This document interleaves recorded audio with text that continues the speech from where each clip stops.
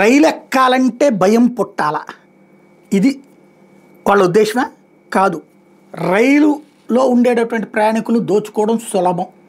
రాత్రి వేళల్లో after 12 before 3 ఈ టైంలో రైళ్లల్లో ప్రయాణించేటటువంటి వాళ్ళు నిద్రమత్తులో ఉంటారు.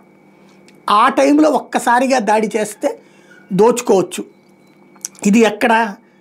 ఎక్కువగా డ్రై ఏరియా ఉన్నటువంటి చోట్ల, రాయలసీమ ప్రాంతంలో, కోస్తా నుండి ఉత్తరాంధ్ర నుంచి కోస్తా దాకా ప్రాబ్లం ఉన్నట్ల. కోస్తా నుండి ప్రకాశం దాటుతూ ఉన్న దగ్గర నుంచి బిగిన్ అవుతుంది. మొన్న మధ్యన కడప రూట్లో జరిగింది. అదే సందర్భంలో ఇప్పుడు ఏదో గుంటూరు తిరుపతి ట్రైను అటు కడప కర్నూలు వాటి మీద నుంచి వెళ్తుంది. దాంట్లో జరిగినటువంటి ఇన్సిడెంట్లో ఇవాళ ఆ ట్రైన్ ఎవరన్నా ఎక్కారంటే ఇదే చర్చ జరుగుతుంది. అప్పుడు జరిగింది, అప్పుడు జరిగింది, అప్పుడు జరిగిందని.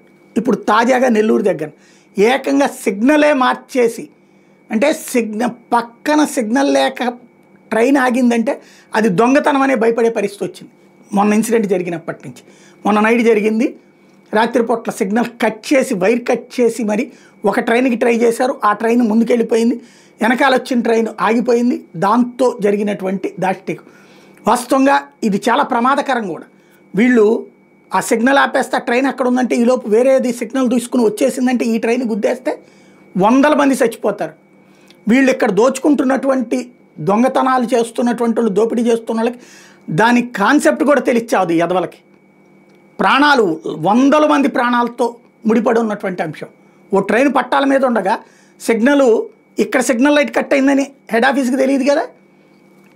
అవతల వేరే దానికి సిగ్నల్ ఇచ్చేస్తే అదే ట్రాక్ మీదకి వచ్చేస్తే ఏమైపోతుంది?